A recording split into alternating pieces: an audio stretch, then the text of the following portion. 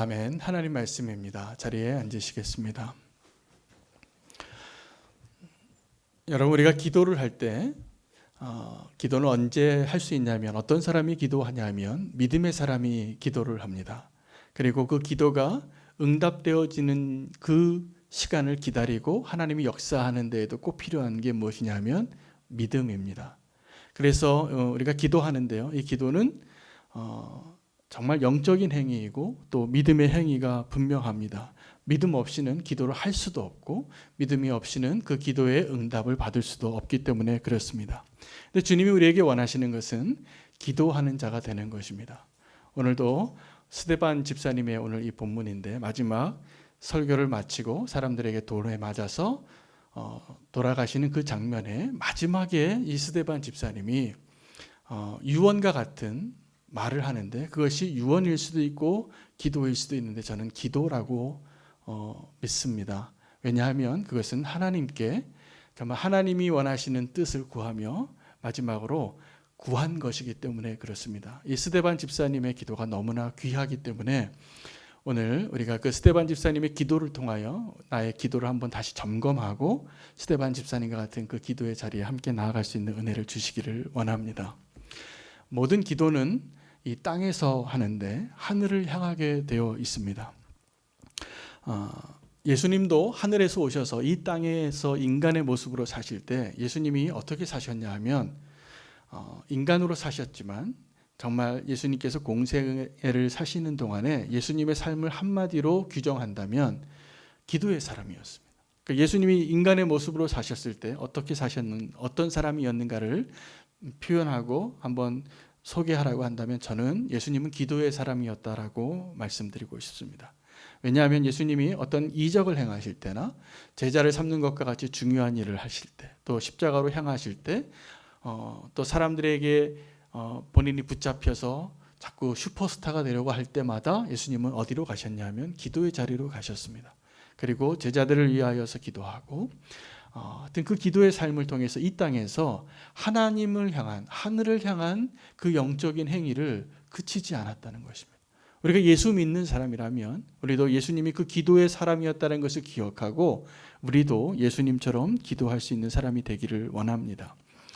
예수님이 그 기도를, 본인도 그렇게 기도의 사람으로 사셨지만 예수님의 제자들이 예수님에게 기도를 가르쳐 달라고 나와서 요청했습니다. 왜냐하면 요한의 제자들과 또 바리새인의 제자들은 기도문을 하는 그 기도문을 가지고 있었습니다.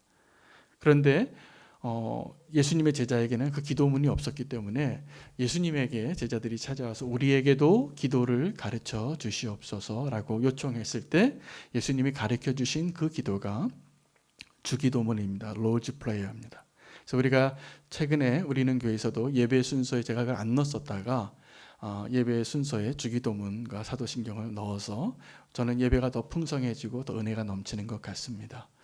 여러분, 주님이 가르쳐 주신 그 주기도문은 기도의 교과서입니다. 우리의 기도가 그 주기도문의 의미와 순서와 그 방향을 벗어났다면 다시 돌이켜야 합니다. 그 주기도문에서 주님께서 첫 번째 기도를 어떻게 시작하게 하셨냐면 하늘에 계신 아버지를 부르는 것입니다. 하나님의 하늘에 계시다는 것과 또 하늘에 있는 그 아버지를 우리가 부를 수 있는 관계가 되었다는 것이 기도자의 자리입니다. 그래서 기도는 정말로 기도가 기쁨이 되는 영적인 행위가 분명합니다. 그런데 실상은 우리가 그렇게 너무나 소중한 그 기도의 행위를 너무나 수동적으로 끌려가거나 너무나 힘겹게 기도의 자리에 나아갈 때가 참 많습니다. 이유는 분명해요. 제가 보니까 정말 그 기도의 기쁨을 누리지 못하게 하는 원수의 방해가 있기 때문에 그렇습니다. 그래서 원수는 우리가 기도의 자리만 나가려고 하면 너 피곤하잖아, 너 바쁘잖아, 기도보다 더 중요한 것이 있잖아, 이렇게 자꾸 우리를 기도의 자리로 나아가지 못하게 하는 것입니다.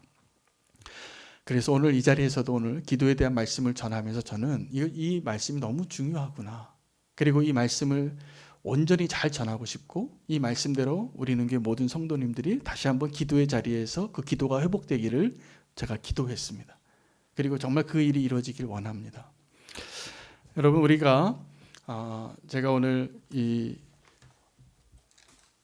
기도에 대해서 이야기하면서 하나님에 대한 이야기를 좀 나누려고 하는데, 제가 요즘 읽고 있는 책 중에 하나가 좀 두꺼운데 이 책입니다. 한국 기독교 형성사라는 책인데 옥성등 교수님이 쓰셨어요. UCLA의 석좌 교수님이시고, 제가 알고 있는 그 한국 교회의 초창기 역사에 아주 정확한 자료와 그 내용을 너무나 풍성하게 잘 써서 이걸 읽는데 제가 좀 빨리 읽고 싶지 않더라고요.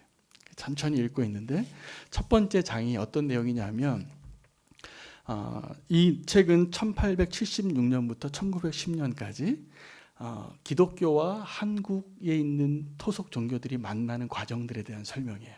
그래서 그 전에 이 선교사님들이 와서 이 복음을 전할 때 이 기독교에 대해서 하나도 모르고 있었고, 선교사님들이 와서 복음을 전할 때 한국은 그때는 조선이 중국보다 일본보다 더 숨겨져 있는 나라였습니다. 문을 열지 않았다. 마지막 은자의 나라였던 것이죠. 그런데 그때 정치적인 상황에는 열국이 왕국이 다 우리나라를 좀 삼키려고, 그리고 조선 왕조는 힘을 잃고 가고, 그런 과정 가운데 이 우리나라의 종교의 그 모습을 선교사의 눈으로 많은 근거 자료들이 있는데 참 놀랍더라고요. 우리나라의 원래 종교는, 우리 한국 사람이라는 우리 민족의 원래 종교는 불교도 아니고 도교도 아니고 사실은 더 밑바닥에는 토테미즘이 있었어요. 토속 신앙이죠. 그래서 한국 사람들이 나무를 향해 놓고 빌고, 어디 요새도 산에 가면 이렇게 돌 기가 막히게 쌓아놓은 기도탑들 있잖아요. 저 바닷가에 가면 이렇게 촛농 떨고 막 이렇게 손 내고 막 깨끗한 물 넣고 기도하는 사람들이 참 많습니다. 다 어떤 의미냐면 우리 민족이 보니까 기도를 원래 잘하는 민족이었다는 거예요. 선교사님들이 보기에. 그래서 그 기도를 굉장히 많이 하던 그런 과정이었는데, 이 옥성득 교수님이 그 초창기 때 선교사님들의 모든 문헌들과 또 그 만남들 속에서 또 한국 성경이 번역되어지는 과정에서 그 자료들을 통해서 우리가 지금 하나님이라고 부르는 그 하나님이 어떻게 선택되어졌는지를 첫 번째 장에다 설명을 해요. 여러분, 지금 우리가 하나님을 하나님이라고 부르는데 이게 굉장히 놀라운 하나님의 은혜의 결과였다라는 겁니다. 지금 우리는 하나님을 하나님이라고 부르지만 미국 사람들은 그 하나님을 God이라고 부르잖아요. G-O-D. 그리고 그 히브리 사람들도 원래 야훼라고 불렀고, 하나님의 이름이 다 있는데 성경이 새로운 민족에게, 새로운 나라에 번역이 되어질 때 가장 핵심적으로 선택해야 될 번역의 대상이 뭐냐면 하나님이라는 이름이었어요.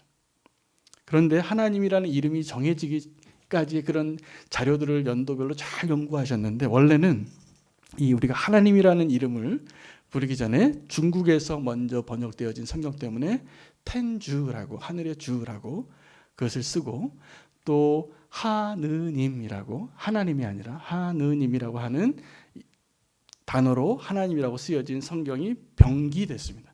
어떤 성경에는 이렇게 텐주라고 부르기도 하고 어떤 성경에는 하느님이라고 부르기도 하고. 그런데 나중에 이 선교사님들이 한 10년, 20년 지나서 중국 성경본과 일본 성경본을 가지고 맨 처음에 복음을 전하다가 한국에서 사역을 하면서 한국 선교사님들하고 함께 합작해서 회의를 거쳐서 기도하면서 그 교회의 역사 속에서 이 하나님이라는 단어가 점점 바뀌어서 지금 우리가 부르는 하나님이 돼요.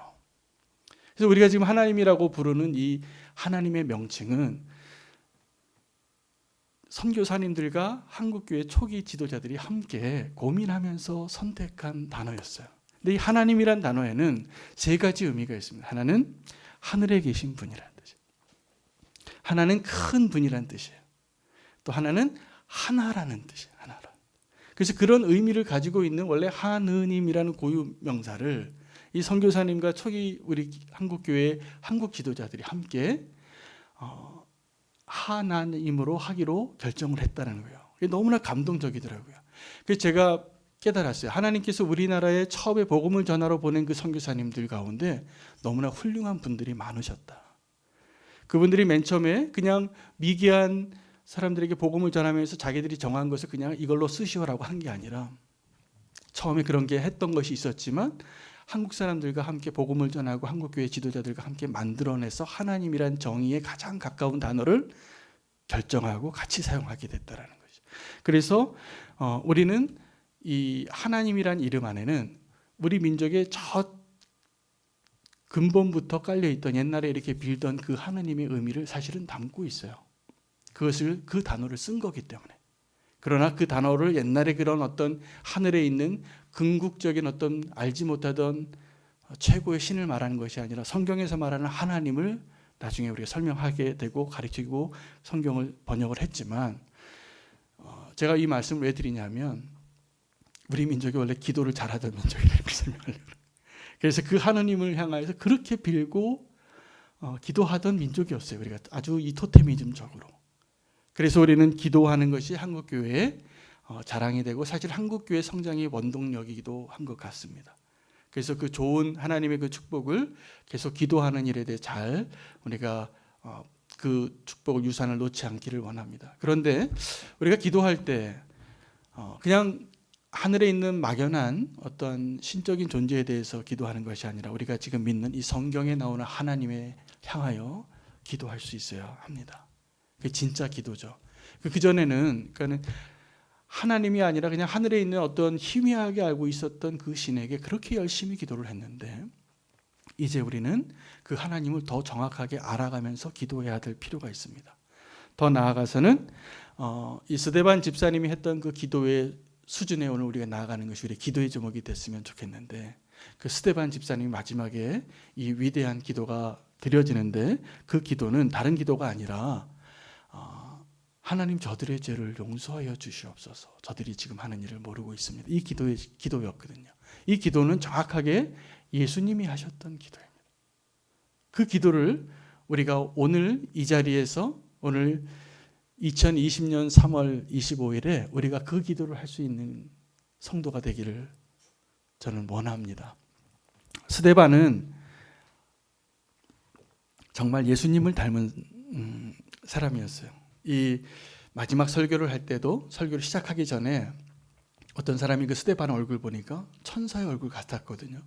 그리고 그 스데반이 설교를 다 마치고 마지막에 그 설교의 결론은 어떻게 되냐면 적용을 합니다. 그 적용을 어떻게 하냐면 이 하나님의 이스라엘 역사 가운데 하나님 행하신 일들을 다 말해주고 이제 적용을 어떻게 하냐면 너희가 회개하라 했어요. 너희가 지금 하나님이 택하시면서 지금까지 끊임없이 한 게 뭐냐면 성령을 거스려서 거역했다라는 거예요. 그리고 너희의 조상과 같이 너희도 지금 그 성령을 거스르면서 선지자들 죽였던 그들과 다를 게 무엇이냐, 그렇게 이야기를 하게 됩니다.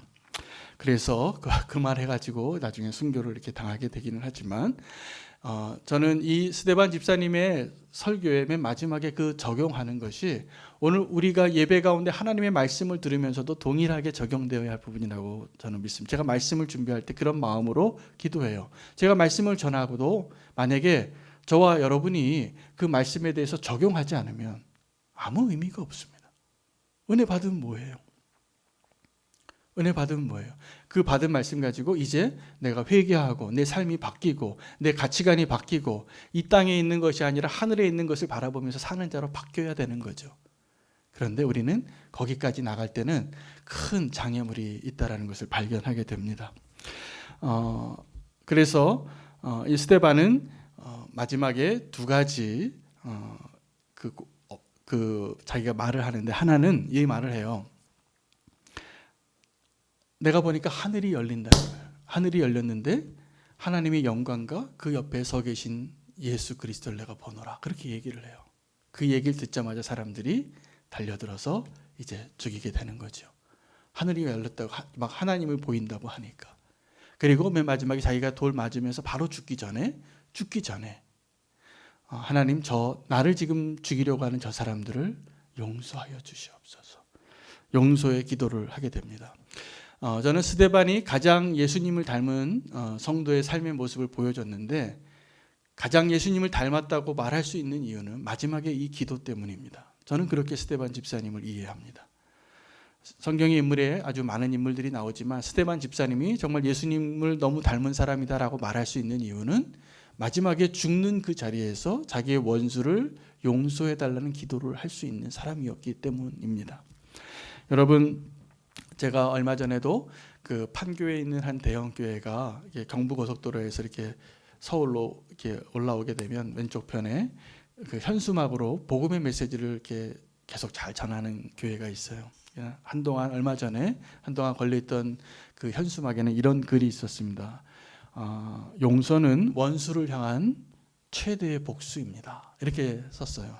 그래서 저는 그 현수막을 보면서 참 멋진 표다라고 이렇게 생각도 들면서 한편으로는 용서가 복수로 표현되어지는 것이 좀 안타까웠어요. 왜냐하면 용서는 나의 원수에 대해서 복수하는 것이 아니라 용서가 되어지는 겁니다. 용서가 되어지는 겁니다. 그런데 우리는 용서하는 게 쉽지 않습니다. 용서가 굉장히 어렵습니다. 그래서 용서하려면 기도가 필요해요. 예수님은 마지막에도 예수님께서 그 스데반과 동일하게 그 용서의 기도를 하게 됐는데, 그 용서의 기도를 하게 됐던 것은 예수님께서도 하늘을 바라보니까 이 땅에서 나를 죽이려고 하는 그 사람들이 너무 불쌍했던 것이 분명합니다. 스데반 집사님도 마찬가지입니다. 자기를 죽이려는 사람들이 불쌍해진 거예요. 더 불쌍했다고 볼 수 있는 이유는 하늘을 열고 보니까 이제 내가 곧 저기로 가게 되는데, 저 하늘로 가게 될 것이 분명한데 순교할 것 같고, 그런데 이 땅에서 나를 죽이려고 하는 저 사람들이 너무나 안타까워요. 그래서 그 사람들을 구원해 달라고 기도하게 됩니다. 이런 기도를, 자기를 죽이는 자를 용서해 달라고 하는 그 기도는 정말 특별한 경우가 아니면 가능하지 않습니다. 우리 보통 때의 우리의 심정으로는, 우리 보통 때의 우리 인격으로는. 그런데 이 용서의 기도가 가능했던 이유는 스데반 집사님이 성령으로 충만한 사람이었고, 또 하나의 비결은 오늘 본문에서의 답을 찾는다면 하늘이 열린 걸 봤기 때문입니다. 그때 이 사울이라는 사람은 그 스데반 집사를 죽이는 사람들이 옷을 벗어놓고 던지러 갈 때 옷을 맡아주는 자로 등장합니다. 그 스데반 집사님이 그렇게 오늘 이 마지막 장면에서 스데반 집사님의 죽음을 통해서 우리가 두 가지 사실을 하나 발견할 수 있는데, 하나는 말씀을 들은 사람들 가운데 나타난 반응이고요, 또 하나는 말씀을 전하는 사람에게 나타난 반응이에요. 근데 하나님의 말씀을 통하여서 하나님께서 두 가운데 다 역사하는 것을 우리가 발견하게 됩니다. 그 스데반 집사님의 명설교죠. 이스라엘의 역사를 처음부터 끝까지, 아브라함부터 바로 이 순간까지 다 정리하고 마지막에 그러므로 너희가 이제 성령을 거스르지 말고 회개하라, 이 이야기를 듣고 이 군중이 마음의 찔림을 받습니다. 근데 마음의 찔림을 받고 그들이 선택한 것은 회개가 아니라 살인이었어요. 지금도 마찬가지입니다. 우리가 어떤 사람이 하나님의 말씀, 완벽한 말씀 가지고, 완벽한 설교를 가지고, 아주 탁월한 은혜로운 설교를 가지고 한 사람을 당신이 이렇게 죄인입니다라고 일목요연하게 잘 설명해서 그 사람이 이제 꼼짝없이 다른 데 도망갈 수 없게 만들고 그 사람이 회개할 것인가? 그렇지 않다라는 것을 오늘 본문을 통해서 발견하게 됩니다. 여러분, 아이들을 키울 때도 그렇잖아요. 너 잘못한 거 분명히 아는데 아이들이 뭐라고 얘기하냐면 엄마 아빠는 옳은 말을 되게 기분 나쁘게 얘기한다는 거예요. 내가 맞는데 그걸 수긍하기가 싫어요. 수긍하기 싫어요. 지금 이 스데반의 설교를 들은 사람은 어떤 거냐면, 당신들이 이 나쁜 사람이에요. 당신들이 하나님을 이렇게 거역한 사람이에요. 성령을 거슬려 왔던 사람이에요. 이것을 처음부터 쫙 일목요연하게 완벽하게 설명하고 더 이상 피할 데가 없게 만든 다음에 스데반이 요청한 거예요. 자, 그러니 이제 회개하고 돌아오시오. 그런데 그들의 선택은 회개가 아니었습니다. 도리어 그 말 한 사람을 죽이고 싶어졌습니다. 여러분 한 이틀 전부터 아주 충격적인 뉴스를 하나 듣고 지금 날마다 새로운 사실을 뉴스를 통해서 계속 듣고 있습니다. 저도 오늘 이 예배드리기 바로 전에도 뉴스를 잠깐 확인했는데 또 새로운 사실을 발견했어요. 우리 N번방 또 박사방의 범인인 조주빈이라는 이제 실명이 공개가 됐는데, 그냥 25살에 나이로 치면 제 아들뻘 되는 그냥 평범한 청년같이 너무나 또 착하게 생겼더라고요. 그런데 그가 한 범죄들이 드러나는데 정말 끔찍한 범죄를 저질렀다는 것이 드러나고 있습니다. 오늘도 뉴스 기사를 제가 잠깐 확인했는데 정말 반인륜적인, 그리고 그냥 어떻게 순진한 한 청년이 그냥 호기심에 음란물에 빠져서 그것을 만들고 이렇게 배포한 정도가 아니라 정말 사람을 악랄하고 악마적으로 조종하고 그 악한 일을 했다라는 것이 지금 계속 나타나고 있더라고요. 그 결론은 뭐냐면 그 안에 그 악마 같은 죄성이 드러나게끔 허용한 거죠. 그래서 정말 미성년자들과 연약한 여인들이 굉장히 피해자로 많이 지금 나타나게 되고, 또 한 20만 명 이상의 사람들의 그 방에 들어간 사람들을 좌지우지했던 거의 독재자와 같은 행위를 했다라는 것이 나타나고 있습니다. 무서운 일이죠. 이 땅 가운데 이러한 일들이 있을 때 오늘 본문에 있는 사람이 어떤 사람이에요? 하나님의 말씀을 듣고 하나님의 백성이었는데 그들이 택했던 것은 회개가 아니라 살인이라는 거예요. 여러분, 이런 사회면에 나오는 이런 끔찍한 죄를 범하는 사람들이 다른 사람이 아니라요, 요즘은 정말 옆집에 있는 평범한 아저씨 같은 사람들이 가능성이 높아요. 우리는 그래서 제가 보기에 지금 20만 명이라는 사람 안에 어떤 사람이 그 명단에 다 나올까? 지금 잠 못 이루는 사람이 꽤 많겠구나, 이런 생각도 들어요. 지금 거기에 혹시 한번 들어가 봤던 사람은 지금 잠 못 잘 것 같아요. 여러분, 그런데 이걸 통해서 우리가 하지 말아야 될 거는 우리가 언젠가 하나님 앞에서도 동일할 거라는 거죠. 동일할 거라는 거죠. 요즘 사실은 코로나 바이러스 때문에 저는 우리의 사회와 우리 인간의 본성과 이런 것들을 굉장히 많이 하나님 앞에 우리가 비추어 볼 수 있는 기회를 하나님 주시고 있다라고 저는 생각이 됩니다. 자, 그런데 이제 그 첫 번째는 스데반의 순교 사건을 통해서 하나는 회개가 당신 이것을 잘못했어라는 것을 드러내는 것으로 절대로 회개하지 않을 거라는 거예요. 저는 그 조주빈이라는 그 청년이 자기의 범죄가 드러났기 때문에 회개할 것 같지 않아요. 거기에 가담했던 20만 명 사람도 마찬가지예요. 내 죄가 들통났기 때문에 회개 안 합니다. 절대로. 부끄럽겠지만 회개는 하나님을 만날 때 가능한 거예요. 하나님의 은혜를 경험하실 때 가능한 거예요. 그때는 그냥 부끄러워서 후회하는 것이거나 아니면 잘못했다라고 그냥 인정하는 거지만, 회개는 그게 아니거든요. 회개는 당신 잘못했다라는 것을 우리가 아무리 들춰내도 회개 안 됩니다. 우리는 너무나 악하기 때문에. 그러나 하나님이 나를 사랑하신다는 것을 알게 될 때 회개하는 거예요. 스데반의 이 순교의 사건을 통해서 우리 한 가지 알게 된 것은 회개는 절대로 그 자기의 죄가 드러난 것 때문에 가능하지 않다라는 사실입니다. 또 하나의 사실은 어떻게 원수를 용서할 수 있는가예요. 제가 보니까 스데반이 원수를 용서할 수 있었던 이유는 하늘 문이 열렸기 때문이에요. 스데반이 그 마지막에 그 자기를 죽이는 사람을 용서하는 기도를 할 수 있었던 이유는 그가 하늘을 봤는데 예수님을 본 거예요.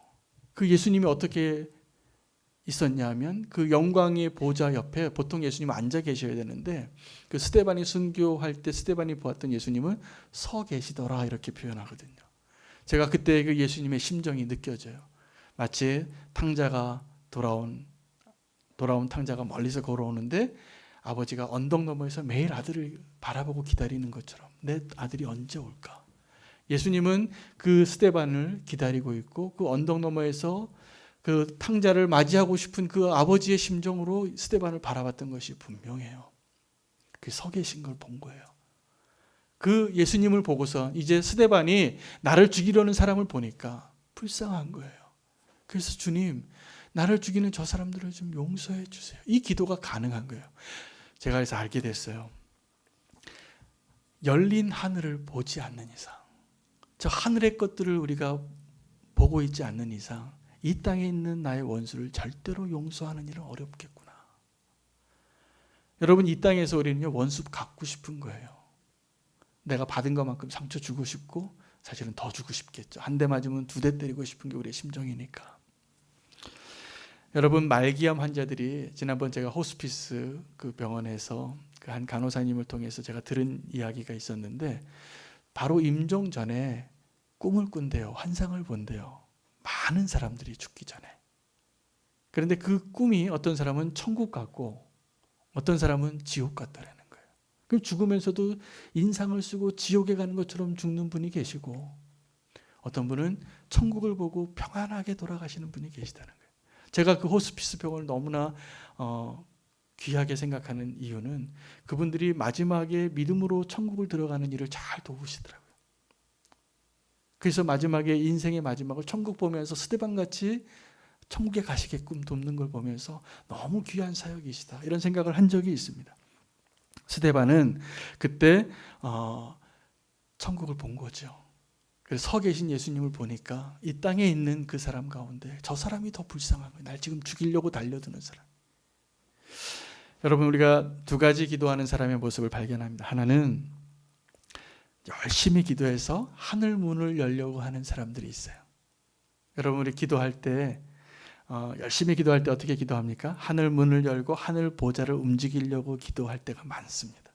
그렇죠? 하나님, 이 기도 응답해 주세요.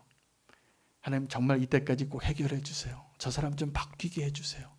이게 무슨 기도예요? 하늘 문을 여는 기도예요. 여러분, 하늘 문을 여는 기도는 어떤 거냐면, 하나님, 이 땅에서 억울한 일들을 좀 갚아주세요. 저 원수 좀 갚아주세요 라고 기도하는 게 하늘 문을 여는 기도라면, 열린 하늘을 보고 기도하는 사람은 저 원수를 용서해달라는 기도를 해요.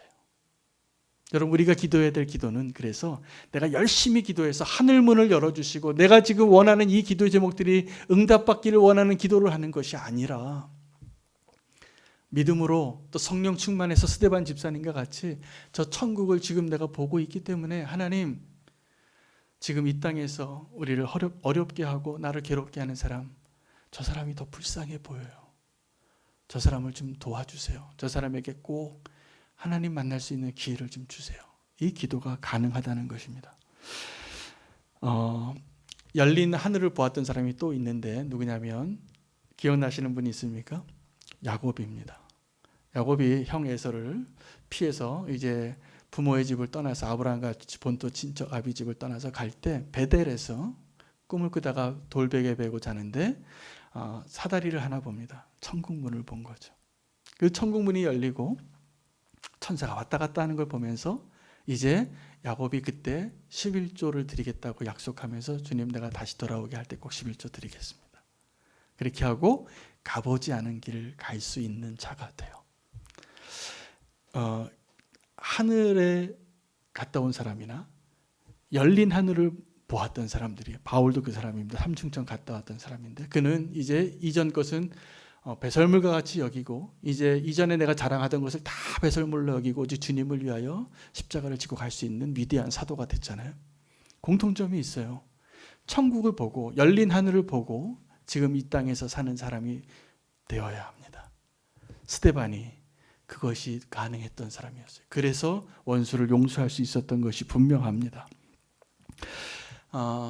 제가 오늘 본문을 원래는 7장 마지막까지 정했다가 조금 늘려서 8장 3절까지 변경을 했어요. 왜냐하면 스데반 집사님의 죽음과 이어지는 그 다음 사건 때문입니다. 여러분, 예수님이 스데반이 죽는 순간의 모습이 너무 닮았거든요. 예수님의 죽음과 스데반의 죽음이. 그래서 우리가 예수님 닮은 사람이 되고 싶다라고 얘기할 때, 저는 개인적으로 스데반 집사님 같이 살고 싶고 스데반 집사님처럼 죽고 싶은 마음이 있습니다. 마지막에 원수를 용서하고 하늘문이 열린 걸 보기를 원해요. 자, 그런데 그 예수님이 죽으시고 나서 어떤 일이 일어났는지 기억나십니까?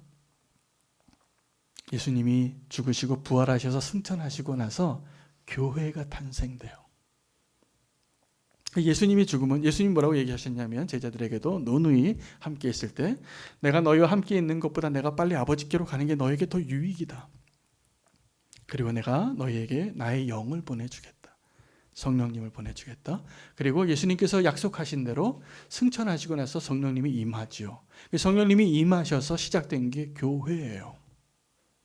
그게 오순절 다락방에서 교회가 시작이 되어집니다. 그런데 여러분 놀랍게 오늘 이 스데반 집사님이 죽고 나서 어떤 일이 시작이 되냐면 선교가 시작이 되는 거예요. 오늘 본문에 스데반 집사님이 순교를 당하는데 예수님하고 똑같은 모습으로 죽습니다. 무죄하고 너무나 온전하고 성령 충만하고 하나님의 사람이었는데 회개하지 않은 사람들이 그를 죽이려고 했기 때문에 돌에 맞아 죽지요.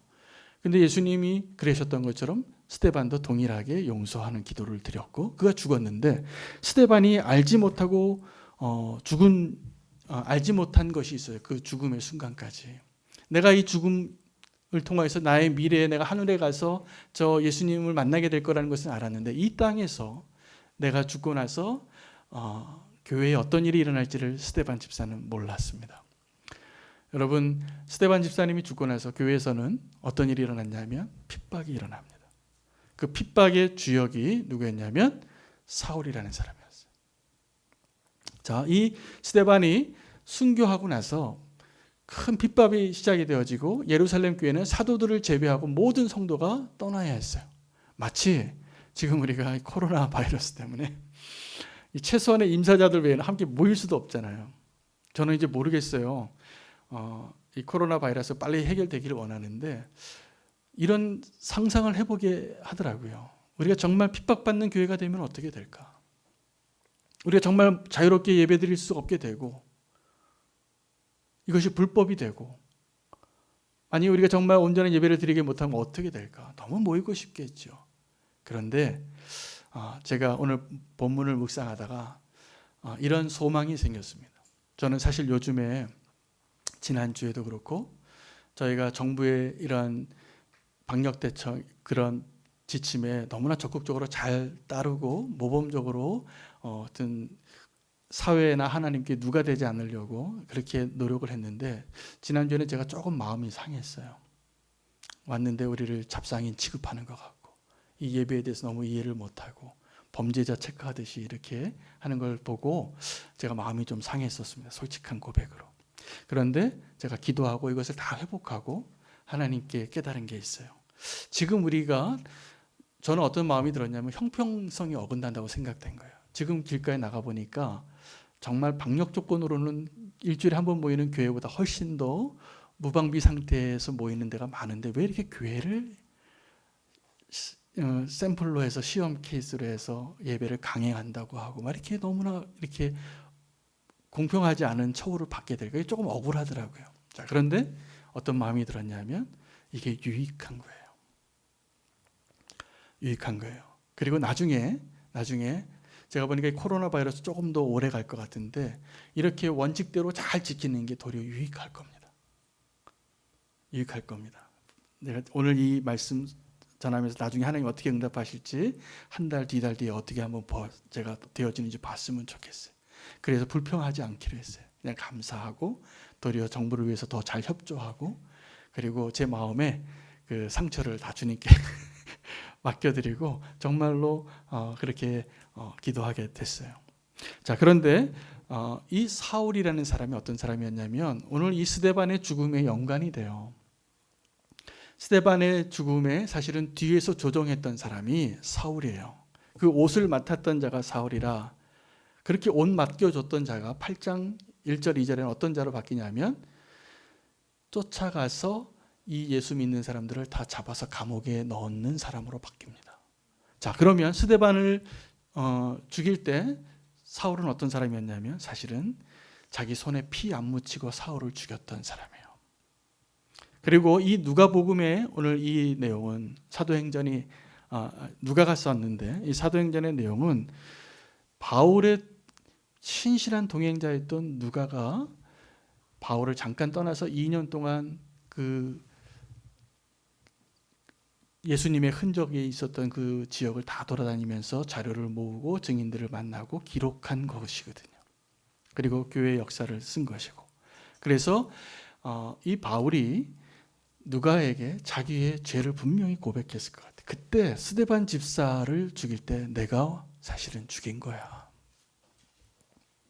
라고 말했을 가능성이 높아요. 그래서 그가 나중에 내가 죄인 중에 죄인이고 괴수 중에 괴수라고 말할 수밖에 없는 거예요. 너무나도 예수님 같은 사람을 죽인 자니까. 바울은 자기 스스로는 이렇게 생각했을 겁니다. 내가 예수님을 십자가에 못 박는 그 자리에는 내가 없었지만 예수님을 너무나 닮았던 이 스데반 집사를 죽일 땐 내가 현장에 있었다. 분명히 그랬을 것 같습니다. 그가 열심히 특심이었던 사람이에요. 열심히 특심이었던 사람이에요. 저는 그래서 오늘 이 스데반의 순교의 역사 속에서 스데반의 죽음으로 인해서 하나님이 어떤 일을 행하셨냐면 스데반도 몰랐는데 스데반의 죽음 때문에 핍박이 시작이 되어지고 사울과 같은 그 하나님을 향한 열심히 특심인 사람들 때문에 예루살렘 교회가 다 흩어져서 선교가 시작이 된 거예요. 그 정말 하나님의 계획은 우리가 알 수 없는 거예요. 여러분, 그래서 우리가 주님을 믿다가 신실하게 믿다가 내가 온전하게 행하다가 억울한 일을 당하고 누가 나에게 돌을 던질 때는 그 다음 페이지에 하나님이 무슨 일을 행하실지를 기대하셔도 돼요. 기대하셔도 돼요. 예수님이 그렇게 돌아가시고 교회가 시작이 되어졌고 스데반 집사님이 그렇게 돌아가시고 선교가 시작이 된 거예요. 그래서 이 사도행전의 오늘 이 8장 이후부터는 이제 주 무대가 예루살렘 교회가 아니라 빌립 집사님을 통해서 그 다음에 안디옥 교회를 통해서 선교하는 일들이 이 교회의 역사의 메인스트림이 되는 거예요. 그리고 예루살렘 교회는 마더 철치이지만 도리어 핍박당하고 이 안디옥 교회나 또 빌립보 교회나 또 고린도 교회가 도와줘야만 살 수 있는 교회가 돼버리는 거예요. 우리는 고난당할 때 하나님의 계획을 할 수 없습니다. 제가 오늘 말씀드리고 싶은 것은 우리의 기도가 하늘 문을 여는 기도가 될 때는 하나님, 지금 우리가 이렇게 어려워요. 우리가 지금 이렇게 억울한 일을 당해요. 원수 갚아주세요. 하나님, 지금 이 땅에서의 나의 기도에 응답해 주세요. 이게 하늘 문을 여는 기도라면 열린 하늘을 보고선 기도하는 자가 되시라는 겁니다. 열린 하늘을 보고 기도하는 자는 기도가 바뀌는 거예요. 저는 우리가 요즘 한국교회가 어떤 프레임에 갇혀서 좀 누명을 쓰는 것도 좀 억울해요. 솔직히. 좀 우리 좋은 교회도 많고 또 이 사회에 이바지하는 바도 많고 긍정적인 게 많은데 자꾸 문제의 대상같이 하는 어떤 프레임에 갇혀 있어서 좀 억울한 마음이 드는데 하나님의 방법은 뭘까? 이런 상황 가운데서 하나님의 뜻은 무엇일까? 더 억울해져도 괜찮은 거예요. 더 억울해져도 괜찮은 거예요. 그리고 정말 그리스도의 십자가를 증거할 수 있는 스데반이 되어야 돼요. 그러면 그 다음 페이지에 하나님, 우리가 알 수 없는 방법으로 정말 우리는 그렇게 기도할 수 있게 될 것 같아요. 나를 개인적으로 괴롭게 하는 사람을 위해서 축복하는 기도가 되고, 주님 그를 용서해 주시옵소서. 여러분, 우리가 이 주기도문의 핵심이 뭐냐 하면요, 하나님의 나라와 하나님 뜻이 이루어지는 것이 핵심이고 이 땅에서 우리에게 일용할 양식을 주는 것은 그냥 부록이에요. 그런데 우리 구원과 관계되어지는 굉장히 중요한 기도 제목이 있다면 용서입니다. 나에게 잘못한 사람을 용서한 것처럼 주님 나를 용서하여 주옵시고. 여러분, 용서할 수 있는 자가 되기를 원합니다. 또 나를 어렵게 하고 억울한 일을 당할 때 도리어 축복하는 자가 될 수 있습니다. 언제요? 우리가 하늘 문을 여는 기도자가 되는 게 아니라 이미 열린 하늘을 보고 기도하는 자가 될 때 이 땅에 있는 것들을 초월하고 도리어 십자가의 사랑으로 용서하고 희생하고 또 손해보고 순교도 하고 죽음의 자리에 가도 우리는 정말 그리스도인답게 정말 예수님 닮은 스데반처럼 영광스러운 마지막을 맞이할 수 있게 될 것이라 믿습니다. 그리고 그것은 저절로 되는 거예요. 사울처럼 내가 열심히 하늘 문을 여는 기도하는 것은요, 이전에 하느님 믿던 우리 조상들이 저 나무 앞에서 돌 앞에서 기도하던 것과 똑같은 거예요. 열심으로 하늘 문을 열기를 기도했겠죠. 그러나 이제 우리가 예수 그리스도를 알고 이 복음의 능력을 아는 사람은 열린 하늘을 보고 기도하는 사람이 되어야 합니다. 이게 차이더라고요. 우리는 이제 하나님을 이제 알고 그 축복을 이미 받은 자로서 이 복음의 능력으로 오늘 하루하루를 살 필요가 있습니다. 그래서 이제 우리는 코로나 바이러스 때문에 조금 힘겨운 시대를 살지만 하나님께서 우리에게 기회를 주시는 거라고 믿습니다. 더 억울한 일을 당해도 괜찮습니다. 그리고 우리가 또 어떤 프레임에 갇혀서 더 누명을 써도 괜찮습니다. 스데반 집사님처럼 열린 하늘을 보고 이 땅에 있는 사람들을 위해서 축복하고 용서하고 우리 때문에 복받는 사람들 될 수 있도록 그러한 예수님 닮은 자가 되기를 예수님의 이름으로 축복합니다. 기도하겠습니다. 주님, 나의 열심으로 하늘문을 열기를 갈망하며 기도했던 모습이 많았습니다. 물론 그렇게 기도하지도 못했던 부끄러운 모습도 많지만 우리의 기도가 단지 하늘문을 여는 것이 아니라 이미 복음을 듣고 십자가의 복음의 능력으로 사는 자답게 열린 하늘을 보는 자로서 살게 하여 주시고 천국 소망으로 이 땅에서의 우리의 발걸음이 되기를 원합니다.